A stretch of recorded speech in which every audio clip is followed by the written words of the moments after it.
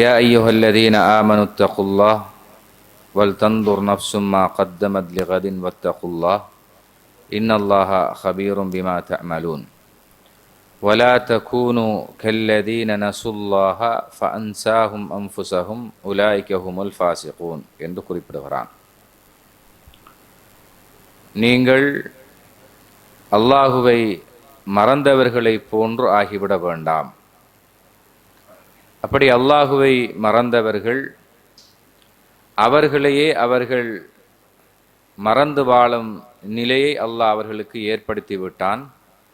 அவர்கள்தான் பாவிகள், தீயோர்கள் என்று அல்லாஹ் அந்த வசனத்தில் இறைவனை மறந்து வாழுகின்றவர்களை எச்சரித்து அந்த செய்தியை குறிப்பிடுகிறான்.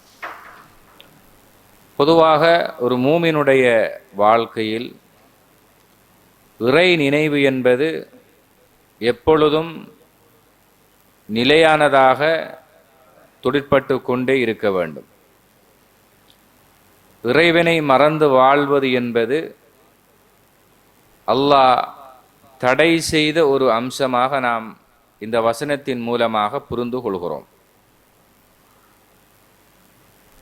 யாருடைய உள்ளத்திலே ஷைத்தானுடைய ஆதிக்கம் நிலை பெறுகிறதோ அவர்களால் அல்லாஹுவை நினைத்து வாழுகின்ற சந்தர்ப்பங்களை அவர்கள் இழந்து விடுவார்கள். எனவேதான் அல்லாஹ் சொன்னதாக அல்லாஹ்வுடைய தூதர் ஸல்லல்லாஹு அலைஹி வஸல்லம் அவர்கள் சொன்னார்கள், அன இந்த லன்னி அப்தி பி. அல்லாஹ் சொல்லுகிறான், நான் என்னுடைய அடியான் என்னை நினைக்கின்ற போது அவனோடு அது போன்றே நான் நடந்து கொள்கிறேன் என்று அல்லாஹ் சொல்லுகிறான்.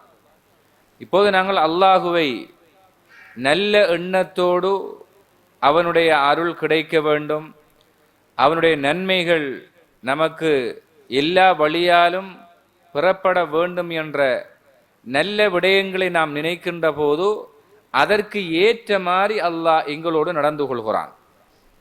சில நேரங்களில் மனிதனுடைய சிந்தனைகளில் இறைவனை பற்றிய தவறான புரிதல்களினூடாக பல எண்ணங்களை மனிதன் வெளிப்படுத்தி விடுகிறான். நான் நிறைய காலங்கள் தொழுது வருகிறேன், பல வருடங்களாக என்னுடைய ஒரு தேவைக்காக பிரார்த்தனை செய்து வருகிறேன், ஆனால் அல்லாஹ் இதுவரைக்கும் அவற்றை நிறைவேற்றவில்லை. இப்படி சில மக்கள் சொல்லுவார்கள். இதுபோல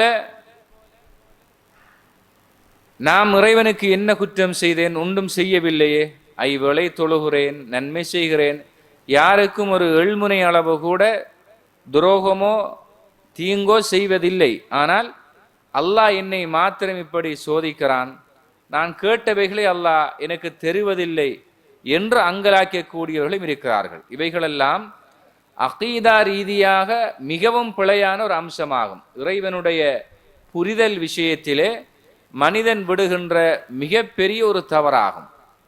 ஏனென்றால் இந்த சிந்தனைகளை எல்லாம் ஷைத்தான் தான் வடிவமைக்கிறான். மனிதனுடைய ஈமானை கெடுத்து அவனுடைய கொள்கையில் மிகப்பெரிய தாக்கத்தை ஏற்படுத்தக்கூடிய வகையில் ஷைத்தான் அவனுக்கு இது போன்ற சிந்தனைகளை ஊட்டி விடுகிறான். எனவே மனிதன் இப்படியான ஒரு நிலையை ஒரு போதும் எடுத்துவிடக்கூடாது. ஒரு மனிதன் இறைவனை பற்றிய நல்ல எண்ணங்களை அவனுடைய உள்ளத்திலே அவன் நினைத்து கொள்கின்ற போதெல்லாம் அல்லாஹ் அவனோடு அவன் நினைக்கின்ற நல்ல அடிப்படையில் நடந்து கொள்கிறான். நாம் அல்லாஹ்வை பற்றிய பிழையான எண்ணங்களை உருவாக்கினால் அது போன்றே அல்லாஹ் எங்களோடு நடந்து கொள்ளக்கூடிய நிலை ஏற்படும் என்பதை அந்த செய்தி நமக்கு உணர்த்துகிறது. அல்லாஹ் சொல்லுகிறான், என்னுடைய அடியான் அவனுக்குள் என்னை அவன் நினைவு கூர்ந்தால். இப்ப நாம உள்ளத்தால அல்லாஹ்வை திக்ரு செய்கிறோம். அல்லாஹ்வுடைய வல்லமைகள் நிஅமத்துகளை நம்மட உள்ளத்தால நாம நினைச்சு பார்க்கும். அவனுடைய திக்ர் நமது உள்ளத்திலே ஆழமாக வேரூன்றி செயற்பட்டு கொண்டிருக்கிறது. இப்படி ஒரு மனிதன் தன்னுடைய உள்ளத்தினால் அல்லாஹுவை நினைவு கூர்ந்தால் அல்லாஹ் அவனுடைய உள்ளத்திலே இந்த மனிதனை நினைவு கூறுகிறான். இப்ப பாருங்க, இறைவன் அண்ட சராசரங்களின் அதிபதி, இந்த உலகத்திலே அனைத்துக்கும் அவனே சொந்தக்காரன், அவன் ஒரு மனிதனை நினைவு கூறுகின்ற ஒரு நிலை ஏற்படுகின்றது என்றால் அது மிகப்பெரிய ஒரு பாக்கியமாகும். அல்லாஹ் நம்மளை நினைச்சு பார்க்கிற சந்தர்ப்பத்தை உருவாக்குற பெரிய ஒரு அருளாக இந்த அல்லாஹுவை நினைவூட்டுதல் என்ற பகுதி இருக்கிறது. இதே போன்றுதான் ஒரு சபைக்குள்ள இறைவனை ஒருவர் நினைவு கூறுகிறான். இப்ப இது போன்ற ஒரு சபை, இந்த சபையில நாம் அல்லாஹுவை நினைவு கூறுகின்ற கட்டத்திலே அல்லாஹ் இந்த சபையை விட ஒரு உயர்ந்த சபையில எங்களை நினைவு கூறுகிறான். ஆர் அந்த சபை? மலக்குமார்கள். அந்த சபையிலே அல்லாஹ் எங்களை நினைவு கூறுகிறான். இறைவனோடு நாங்கள் எங்களுடைய நெருக்கத்தை ஒரு சான் அளவுக்கு ஆக்கி கொண்டால் அல்லாஹ் ஒரு முழம் அளவுக்கு எங்களை நெருங்கி வருகிறான். நாம் அல்லாஹுவை ஒரு முழம் அளவுக்கு நெருங்கினால் அல்லாஹ் ஒரு பாகம் அளவுக்கு எங்களை நெருங்கி வருகிறான்.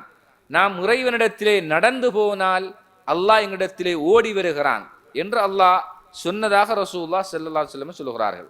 இந்த ஹதீஸிலே சில முக்கியமான விஷயங்களை அல்லாஹ்வுடைய தூதர் நமக்கு நினைவூட்டுகிறார்கள்.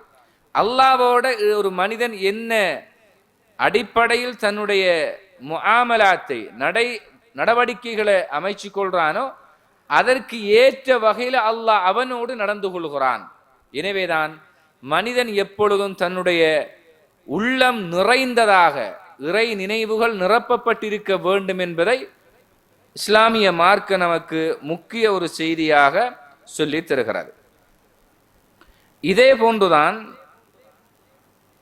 இன்றைக்கு மனிதன் பல்வேறுபட்ட உள நோய்களினால் பாதிக்கப்பட்டிருக்கிறான். இன்றைக்கு மனித வாழ்க்கையில நெரிசல்கள், நெருக்கீடுகள் என்பது மனிதனை நிலைகுலைய வைத்திருக்கிறது. இப்ப டிப்ரெஷன், ஸ்ட்ரெஸ், ஆன்சைட்டி போன்ற உளம் சார்ந்த பல நோய்களுக்கு மனிதன் ஆளாக்கப்பட்டிருக்கிறான். சில நேரங்களில் பிஸ்னஸ்ல அவனுக்கு பெரிய ஒரு இழப்பு வந்தால் அவனுக்கு மன ரீதியாக பாதிப்படைகிறான். சில நேரம் அதையே நினைச்சு நினைச்சு நினைச்சு தன்னுடைய பகுத்தறிவை இழந்து அவன் போகின்ற நிலை அவனுக்கு உருவாகிறது. குடும்பத்தில் ஒரு சண்டைண்டா சில நேரம் அவன் அந்த சண்டையை முறையான அடிப்படையில், இஸ்லாம் சொன்ன அடிப்படையில் அணுக அவன் முற்படாததன் விளைவில் அவன் சில நேரம் சூசைட் பண்ணுகின்ற நிலைமைக்கு ஆளாகி விடுகிறான். வாழ்க்கையிலே விரக்தி நிலை ஏற்படுகிறது. இதே போன்று பல்வேறுபட்ட உளம் சார்ந்த பிரச்சினையினால் மனிதன் நிம்மதியை இழந்து ஒரு நெருக்கடியான வாழ்க்கைக்குள் தள்ளிவிடப்படுகிறான். இப்ப இஸ்லாம் இந்த நெருக்கடியான வாழ்க்கை குறித்து ஒரே ஒரு வசனத்தில் அதற்கான தீர்வை நமக்கு சொல்லுகிறது. அலா பிதிக்ரில்லாஹ் தத்மஇன்னுல் குலூப். அல்லாஹ்வை நீ நினைவு கூர்ந்தால் உனது உள்ளத்துக்கு அது அமைதியை தோற்றுவிக்கும் என்று குர்ஆன் சொல்லுகிறது. இப்ப இன்றைக்கு மனித உள்ளத்தில இறைவன் காலியாகி விடுகிறான். அல்லாஹ் இல்லாத ஒரு நிலை உருவாக்கப்பட்டதன் விளைவாகத்தான் வெறும் நிலை, வெறுமையான மனது இருப்பதனால் அந்த இடத்திலே ஷைத்தான் வந்து உட்கார்ந்து விடுகிறான். எனவே ஷைத்தான் பிரசன்னமாகின்ற இடங்களில் இறை நினைவுகளுக்கு இடமில்லாமல் போய்விடும் என்பதுதான் யதார்த்த உண்மையாகும். அதனால் தான் இஸ்லாம் மனிதனை எப்பொழுதும் இறை நினைவோடு அவன் தன் வாழ்க்கையின் ஒவ்வொரு நிமிடங்களையும் வினாடிகளையும் கழிக்க வேண்டும், நகர்த்த வேண்டும் என்பதை மார்க்கம் சொல்லுகிறது. அல்லாஹ்வுடைய தூதர் சொன்னார்கள், மஸலுல்லதி யஸ்குரு ரப்பஹு வல்லதி லா யஸ்குர் மஸலுல் ஹய்ய் வல் மய்யித். அல்லாஹ்வை நினைவு கூறக்கூடியவனுக்கும் அல்லாஹ்வை தன் உள்ளத்தில் நினைவு படுத்தாமல் வாழக்கூடியவனுக்கும் இடையிலே உள்ள ஒரு மிகப்பெரிய வேறுபாடு உயிரோடு வாழ்பவனுக்கும் மரணித்தவனுக்கும் இடையிலே உள்ள வேறுபாடாகும். இப்ப அல்லாஹ்வுடைய நினைவுகள் மனித உள்ளங்களிலே பெரிய தாக்கம் ஒன்று செலுத்தலண்டா அவன் ஒரு மரணித்த மனிதனுக்கு சமனானவன். அப்ப இஸ்லாம் சொல்லக்கூடிய ஒரு ஆழமான சிந்தனை இது. மனித உள்ளத்தில் எப்பொழுதும் இறைவனுடைய நினைவலைகள் தொடர்ச்சியாக இயக்கப்பட்டு கொண்டே இருக்கணும்.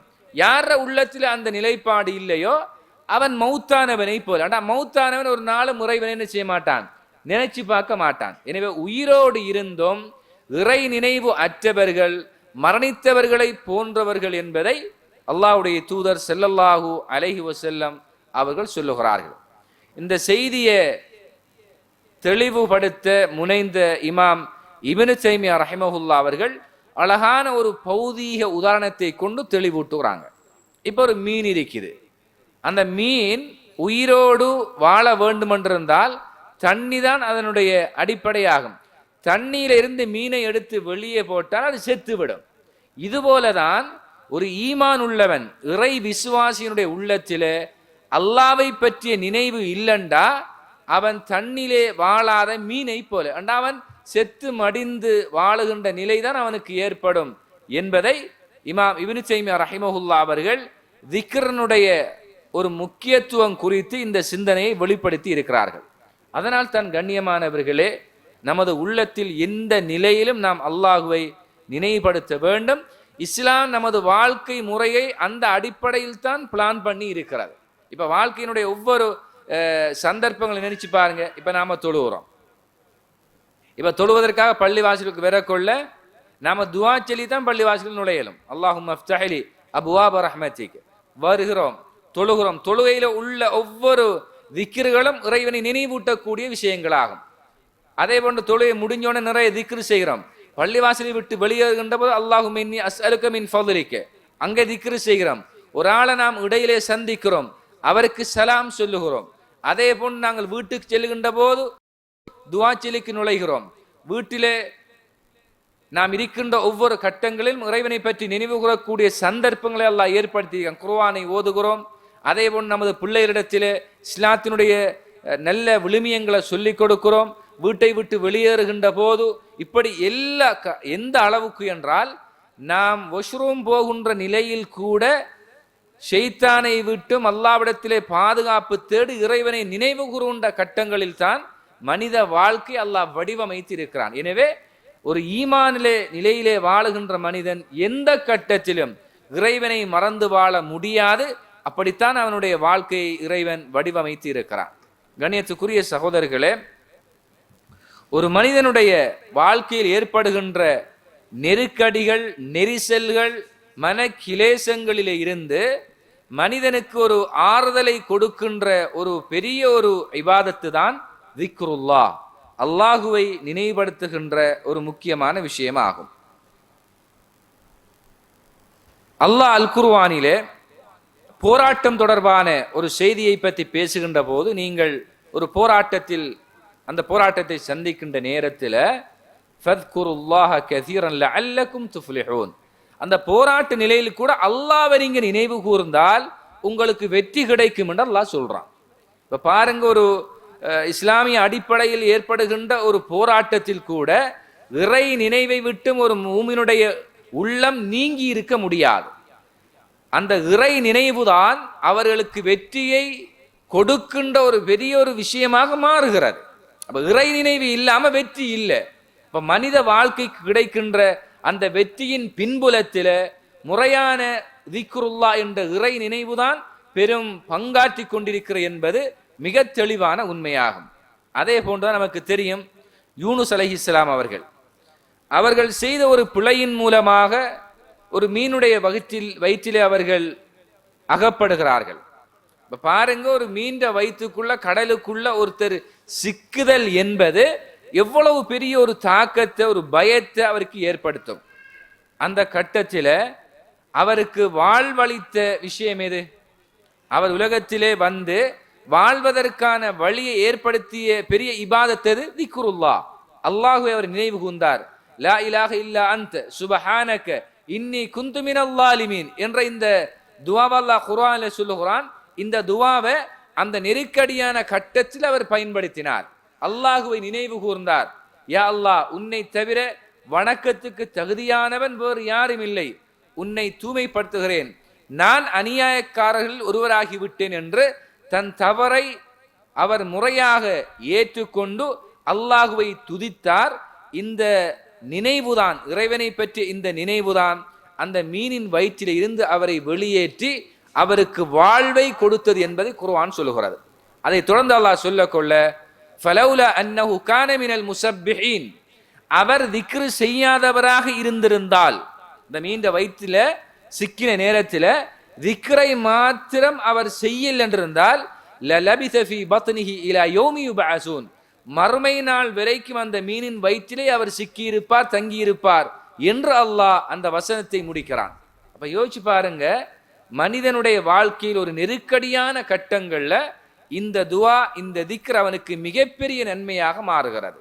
அதனால் தான் ரசூலுல்லாஹ் சொன்னாங்க, ஒரு மனிதன் வாழ்க்கையில ஏற்படுகின்ற நெருக்கடியான கட்டங்களில் யூனுஸ் நபி அவர்கள் கேட்ட ஒரு துவாவை, இந்த பிரார்த்தனையை, இந்த திக்ரை ஒருவர் பயன்படுத்தினால் நிச்சயமாக அல்லாஹ் அந்த நெருக்கடியில் இருந்து அவருக்கு விடிவை ஏற்படுத்துவான் என்று ஸல்லல்லாஹு அலைஹி வஸல்லம் அவர்கள் சொன்னார்கள். எனவே மனித வாழ்க்கையில் ஏற்படுகின்ற நெருக்கடிகளுக்கு திக்ர் என்பது மிகப்பெரிய ஒரு பாதுகாப்பாக அமையும் என்பது இந்த செய்தியில் நாம் புரிந்து கொள்கின்ற ஒரு அம்சமாகும். இதே போன்றுதான் இப்ராஹிம் அலைஹிஸ்ஸலாம் அவர்களும் ஒரு நெருப்பு குண்டத்தில் தூக்கி வீசப்பட்ட கட்டத்தில் ஹஸ்புனல்லாஹ் வ நிஅமல் வக்கீல், தன்னை பாதுகாக்கின்ற பொறுப்பை அல்லாஹ்விடத்திலே ஒப்படைக்கிறார். அல்லாஹ் எங்களுக்கு போதுமானவன், பொறுப்பு சாட்டக்கூடியவர்களில் அல்லாஹ்வே மிகவும் சிறந்தவன் என்று இறைவனைத்தான் அவர் நினைவூட்டுகிறார். அந்த நினைவூட்டல் ஒரு மிகப்பெரிய அற்புதத்தை நிகழ்த்தியது.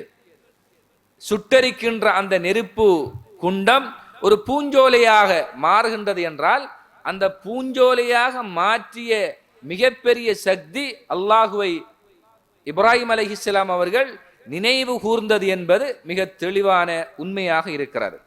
இதே போன்றுதான் அன்புக்குரிய இஸ்லாமிய சகோதரர்களே, அல்லாஹ்வின் நல்லடியார்களே, ஸல்லல்லாஹு அலைஹி வஸல்லம் அவர்கள் ஒரு ஹதீஸிலே சொல்லுகிறார்கள், ஜும்தான் என்ற ஒரு மலைத்தொடரை தாண்டி சஹாபாக்களோடு ரசூலுல்லாஹ் சென்ற நேரத்தில் சபகல் முஃபர்ரிதூன்கள் முந்தி சென்று விட்டார்கள், நன்மையால் முந்தியவர்கள் என்று சொன்னார்கள். அந்த முஃபர்ரிதூன் தனித்த நிலையில் உள்ளவர்கள், ஒரு ஸ்பெசிஃபிக்கான நிலையில உள்ளவங்க. அப்ப சஹாபாக்களுக்கு அந்த வார்த்தை பிரயோகத்தில் ஒரு மயக்கம் இருந்தது. விளக்கம் கோர்றாங்க, அல்லாஹ்வுடைய தூதரே முஃபர்ரிதூன்கள்ண்டா யாரு?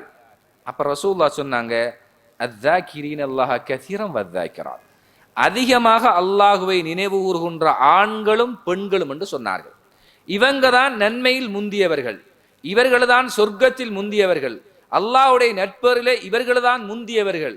அப்ப அல்லாஹ்வுடைய தூதர் மனிதன் தன் வாழ்க்கையில் நன்மையில் முந்துவதற்கான ஒரு மிகப்பெரிய இபாதத்தாக திக்ருல்லாஹ், அல்லாஹுவை நினைவு கூறுதல் என்ற பகுதியைத்தான் இங்கே அடையாளப்படுத்தி சொல்லி இருக்கிறார்கள். எனவேதான் எங்களோட வாழ்க்கையில ஒரு குடும்ப ரீதியாக, குறிப்பாக நமது பிள்ளைகளுக்கு அல்லாஹ்வை பற்றிய எண்ணத்தை, அல்லாஹ்வை பற்றிய திக்ரை அதிகமாக நாங்கள் நினைவூட்டி கொள்ள வேண்டும்.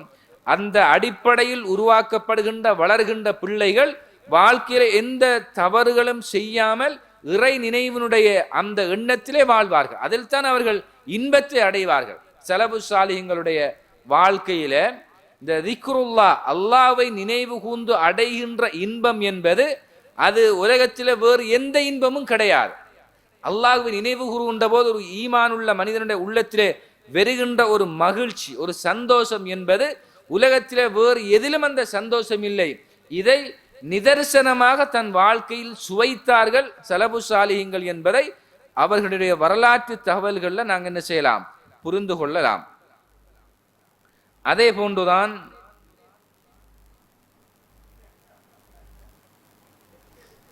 மூசா அலைஹிஸ்ஸலாம் அவர்கள் அல்லாஹ்விடத்தில் ஒரு திக்ரை கேட்கிறாங்க. அப்ப அல்லாஹ் மூசா அலைஹிஸ்ஸலாம் அவர்களுக்கு லா இலாஹ இல்லல்லாஹ் என்ற திக்ரை நீ பயன்படுத்து என்று சொன்னார். இப்ப மூசா அலைஹிஸ்ஸலாம் அவர்கள் அல்லாஹ்ட்ட கேட்கிறாங்க, அல்லாஹ்வே இந்த லா இலாஹ இல்லல்லாஹ் என்கிற இந்த வார்த்தை உலகத்தில் உள்ள எல்லா மக்களும் சொல்ற வார்த்தை தானே, நான் ஒரு வித்தியாசமான வார்த்தையை கேட்கிறேன். அப்படி என்று சொன்ன நேரத்தில் அல்லாஹ் மூசா நபிக்கு ஒரு பதில் சொன்னான், மூசாவே இந்த லா இலாஹ இல்லல்லாஹ் என்ற அந்த வார்த்தையை ஒரு மீசானில், ஒரு தராசில, ஒரு தட்டில் வைங்க. இந்த வானம், இந்த ஒவ்வொரு வானத்துக்கும் இடையிலே உள்ள அனைத்தும், இந்த பூமி, இந்த 7 பூமியும் அதுக்கு இடைப்பட்ட ஒவ்வொன்றையும் ஒரு தட்டிலும் வைத்தால் இந்த லா இலாஹ இல்லல்லாஹ் என்ற இந்த வார்த்தை தான் கதிக்கும் என்று சொன்னார்கள். அல்லாஹ் அந்த வார்த்தையை பாருங்க. அப்படின்ற அர்த்தம், லா இலாஹ இல்லல்லாஹ் என்ற இந்த வார்த்தை இந்த உலகம், இந்த பூமி இந்த வானம் எல்லாவற்றையும் விட முதன்மையான வார்த்தை. அதை விட ஒரு பாரமான வார்த்தை உலகத்தில் வேறு எதுவும் கிடையாது. அப்ப ஒரு ஈமானோடு வாழக்கூடியவன், லா இலாஹ இல்லல்லாஹ் கலிமாவை தன் கொள்கையாக ஏற்று வாழக்கூடியவன் இந்த வானம் பூமி எல்லாவற்றையும் விட ஒரு சிறந்த நிலையில் வாழுகிறான் என்பதைத்தான் அந்த செய்தியினூடாக அல்லாஹ்வுடைய தூதர் ஸல்லல்லாஹு அலைஹி வஸல்லம் அவர்கள் நமக்கு அறிவுறுத்துகிறார்கள். எனவேதான் கண்ணியமான இஸ்லாமிய உறவுகளே, அல்லாஹுவின் நெல்லடியார்களே, நாம் எங்களுடைய வாழ்க்கையிலே எல்லா நிலைகளிலும் அல்லாஹுவை நினைவு கூறுகின்ற நல்ல அடியார்களாக நாம் உருவாக வேண்டும். அந்த திக்ர் தான் அல்லாஹ்விடத்திலே ஒரு மகத்துவமான கூலிகளையும் நன்மைகளையும் நமக்கு பெற்றுத்தரும் என்பது குர்ஆன் நமக்கு சொல்லுகின்ற அழகிய உபதேசமாக இருக்கிறது. அல்லாஹ் குர்ஆனில யா அய்யுஹல்லதீன ஆமனு, அல்லாஹ் குர்ஆனில எவர்கள் வத்தாக்கிரல்லாஹ கதீரம் வத்தாக்கிறார், அதிகமாக அல்லாஹுவை நினைவு கூறுகின்ற ஆண்களும் பெண்களும். இதில் அல்லாஹ் ஒட்டுமொத்த மனித சமுதாயத்தையும் இலக்கு வைக்கிறான். ஆண்களுக்கு மாத்திரமல்ல, பெண்களுக்கும் பொதுவாக திக்ர் என்பது பொதுவான ஒரு அம்சம். அல்லாஹுவை ஈமான் கொண்ட எல்லா மக்களுடைய உள்ளத்திலும் தொடிப்படுத்தப்பட வேண்டிய முக்கியமான ஒரு விஷயம். இப்ப அல்லாஹுவை அதிகமாக நினைவு கூறுகின்ற ஆண்களும் பெண்களும். இதுல இன்னொரு விஷயத்தை நான் புரிந்து கொள்ள வேண்டும். அல்லாஹ் மனிதனிடத்தில் எதிர்பார்க்கின்ற அமல்கள்ல சில அமல்களை அல்லாஹ் அந்த அமல்களை மாத்திரம் சொல்லி இந்த அமல்களை செய்யுங்கள் என்று அல்லாஹ் சொல்லுவான். இன்னும் சில அமல்கள் இருக்கிறது, அங்கே அல்லாஹ் அந்த அமலை சொல்லக்கொள்ள கசீரன் அதிகமாக செய்யுங்க என்று அல்லாஹ் சொல்லுவான். அந்த அதிகமாக செய்யுங்கள் என்று சொல்லப்படுகின்ற அமல்கள்ல ஒரு தனித்துவமான ரகசியம் இருக்கிறது. இப்ப பாருங்க, ரசூலுல்லாஹ் ஒரு செய்தியில சொல்றாங்க, அக்ஸிரு திக்ர ஹாதிமில் லzzat, ஒரு மனிதன் செய்கின்ற திக்ருகள்ல அதிகம் செய்ய வேண்டும் என்ற திக்ரு திக்ருல் மவுத், மௌத்தை பத்தி நினைவு கூறுங்க என்று ரசூலுல்லாஹ் சொன்னாங்க. மௌத்தை ஒருவர் நினைவு கூர்ந்தா அவன் வாழ்க்கையில பெரிய மாற்றங்கள் ஆன்மீக ரீதியாக ஏற்படும். அதைத்தான் இஸ்லாமிய அறிஞர்கள் சொல்லக்கொள்ள கஃபாபில் மௌத்தி வாயிலா, ஒரு மனிதன் திருந்தி வாழ்வதற்கும் உயர்ந்த ஈமானிய வெளிச்சத்தில் வாழ்வதற்கும் பெரும்பெரும் உபதேசங்கள் தேவையில்லை.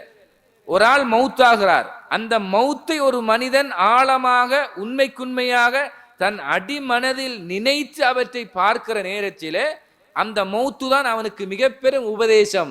அது ஒன்றும் போதும் என்று சொல்லுவார்கள். அப்ப நாளைக்கு எனக்கு இந்த நிலை, என்னுடைய பட்டம் பதவி புகழ் அந்தஸ்து குடும்பம் கௌரவம் புள்ள குட்டி எல்லாவற்றையும் நான் இழந்து தன்னந்தனியாக ஒரு வெள்ளை ஆடையோடு நான் கபருக்குள் கொண்டு வைக்கப்பட போகிறேன் என்று எல்லாம் முடிய போகிறது. இதுதான் எனக்கு ஏற்பட போகிறது. எனவே நிலையான ஒரு வாழ்க்கைக்காக உலகத்தில் நான் எது செய்ய வேண்டும் என்பதை அவனுக்கு கற்பிக்கின்ற ஒரு பல்கலைக்கழகம்தான் திக்ருல் மௌத், மௌத் என்ற அந்த நினைவாகும். அதை ரசூலுல்லாஹ் அதிகமாக செய்யுங்க என்று சொன்னாங்க. இதே போலதான் இறைவனை வத்தாக்கிரின் அல்லாஹ் கஸீரம் வத்தாக்கிறார், அல்லாஹ்வை அதிகமாக நினைவுபடுத்தக்கூடிய ஆண்களுக்கும் பெண்களுக்கும் அல்லாஹ் கொடுக்கின்ற வெகுமதி என்ன தெரியுமா? அஅத்தல்லாஹு லஹும் மக்ஃபிரத்தன் வ அஜ்ரன் அஸீமா. ரெண்டு விஷயத்தை அல்லாஹுவே சித்தப்படுத்தி தயார்படுத்தி வைத்திருக்கிறான். ஒன்று மக்ஃபிரா, மக்ஃபிரா என்றால் பாவ மன்னிப்பு. இந்த பாவ மன்னிப்பு தான் மனுஷனுக்கு மிக வேண்டப்பட்ட ஒரு விஷயம். வசாரிஉ இலா மக்ஃபிரத்தி மிர் ரப்பிக்கும், உங்களுடைய ரப்பின் பக்கம் நீங்கள் மக்ஃபிரத்தை பாவ மன்னிப்பை தேடி விரைந்து வாருங்கள் என்று அல்லாஹ் அவசரமாக ஓடி வர சொல்லுகிறான் இந்த மக்ஃபிரத்துக்காக வேண்டி. இரண்டாம், மனிதன் சில நேரங்கள்ல ஷைத்தானுடைய வலைக்குள் சிக்கிவிட்டால், ஷைத்தானுடைய அதிகாரங்களுக்குள் மனிதன் உள்வாங்கப்பட்டு விட்டால் இந்த மக்ஃபிரத்தை பற்றி அவன் சிந்திக்க மாட்டான். எனவே தான் இஸ்லாம் சொல்லுகிறது, ஒருவர் இறைவனை நினைவு கூறுவதன் மூலமாக அவருக்கு அல்லாஹ் மக்ஃபிரத்தை வாக்களித்திருக்கிறான். அல்லாஹ் ஒரு சுபஹான் அல்லாஹ் என்ற வார்த்தையின் ஊடாக சொர்க்கத்தில் நமக்கான ஒரு மரத்தை நட்டுகிறான். சொர்க்கத்தில் அல்லாஹ் ஒரு இடத்தை நமக்காக தயார்படுத்துகிறான் என்று அர்த்தமாகும். அல்ஹம்துலில்லாஹ், அல்லாஹு அக்பர், சுபஹானல்லாஹி வ பிஹம்திஹி, சுபஹானல்லாஹில் அலீம், இந்த ரெண்டு வார்த்தைகளும் நாவுக்கு மிகவும் லேசான வார்த்தை. அல்லாஹ்வுக்கு மிகவும் பிடித்தமான வார்த்தை, மீசானை கதிக்க வைக்கக்கூடிய வார்த்தை. இப்ப பாருங்க, ஒரு மூன்று வகையான அடிப்படைகளில் இஸ்லாம் இந்த வார்த்தையை சொல்கிறது. சுபஹானல்லாஹில் அலீம், சுபஹானல்லாஹி வ பிஹம்திஹி, அல்லாஹ்வை துதிக்கக்கூடிய, இறைவனுக்கு எந்த குறைபாடும் இல்லை, அல்லாஹ் நேர்த்தியானவன் நிலையானவன் என்பதை உணர்த்தக்கூடிய அற்புதமான வார்த்தை அது. இந்த வார்த்தை மூன்று விதமான நன்மைகளை கொடுக்கிறது. ஒன்று, அல்லாஹ்விடத்தில் அந்த ரெண்டு வார்த்தைக்கும் ஒரு மிகப்பெரிய மஹப்பத் கிடைக்கும், அல்லாஹ் விரும்புகிற வார்த்தை. இரண்டாவது, அது நாவுக்கு மிச்சம் லேசான, நாவுக்கு கடினம் அல்ல சொல்றதுக்கு. மூணாவது முக்கியமானது, நம்மட நன்மையின் தீமையும் அளக்கப்படுகின்ற மீசான் என்ற தராசில் நன்மைகள் என்ற பகுதி கனத்து எங்களை சொர்க்கத்தில் அழைத்து செல்கின்ற வார்த்தை அது. அப்ப இந்த வார்த்தை மனித நாவுகள்ல எப்பொழுதும் என்ன செய்யும்? ரத்துபன், அது மனித வாழ்க்கையில என்ன செய்யும்? பசுமையாகவே இருக்க வேண்டும் என்பதை மார்க்க நமக்கு மிக கூடுதலாக வலியுறுத்துவதை நாங்கள் பார்க்கிறோம். எனவேதான் அல்லாஹ்வை திக்ரு செய்யக்கூடியவங்களுக்கு அல்லாஹ் பெரும் மக்ஃபிரத்தை, பாவ மன்னிப்பை அல்லாஹ் ஏற்படுத்துகிறான். அதே போன்று அஜ்ரன் அதீமா, மிக பிரமாண்டமான கூலிகளை அல்லாஹ் அவருக்கு தயார்படுத்துகிறான் என்று அல்லாஹ் அல் குர்ஆனிலே சொல்லுகிறான். இறுதியாக கண்ணியத்துக்குரிய சகோதரர்களே, நபிகள் நாயகம் ஸல்லல்லாஹு அலைஹி வஸல்லம் அவர்கள் ஒரு தடவை பள்ளிவாசலில் சில சஹாபாக்களை பார்க்குறாங்க. அந்த சஹாபாக்கள் அல்லாஹுவை நினைவு கூறிக்கொண்டிருக்கிறாங்க, அல்லாஹ்வை துஆ செஞ்சு கொண்டு நினைவு கூறிக்கொண்டு இருக்கிறாங்க. அப்போ ரசூலுல்லாஹ் கேட்குறாங்க, நீங்கள் என்ன செய்கிறீங்க? நாங்கள் அல்லாஹுவை நினைவு கூறுகிறோம். திரும்ப கேட்குறாங்க, அல்லாஹுவை நினைவு கூறுவது உண்மைதானே? வேறு எந்த நோக்கமும் இல்லையே? வேறு எந்த நோக்கமும் இல்லை. நாங்கள் அல்லாஹ் எங்களுக்கு அளித்த அருட்கொடை, தீனுல் இஸ்லாத்தில் நாங்கள் வாழுகின்ற இந்த நிஅமத், இதையெல்லாம் நினைத்து அல்லாஹ்வை நாங்கள் நினைவுபடுத்தி கொண்டிருக்கிறோம் என்று அந்த சஹாபாக்கள் சொன்னார்கள். அப்ப நபி அவர்கள் சத்தியமுட்டு ஒரு செய்தி சொல்றாங்க, அல்லாஹ் இப்ப என்னிடத்திலே ஜிப்ரீல் அலைஹிஸ்ஸலாம் அவர்களை அனுப்பி ஒரு செய்தி அல்லாஹ் எனக்கு சொல்கிறான்.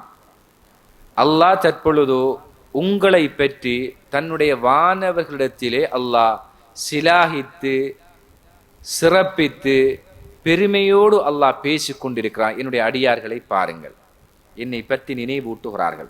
ஏனதில் முக்கியமாக இன்னொரு விஷயத்தோட இங்கே ஜாயின் பண்ணி பாருங்க. இந்த ஆதம் அலைஹிஸ்ஸலாம் அவர்களை அல்லாஹ் படைக்க நினைத்த நேரத்திலே மலக்குமார்கள் இன்னொரு செய்தி சொன்னாங்க, யா அல்லாஹ், உலகத்தில் மனுஷனை படைக்க போறையா?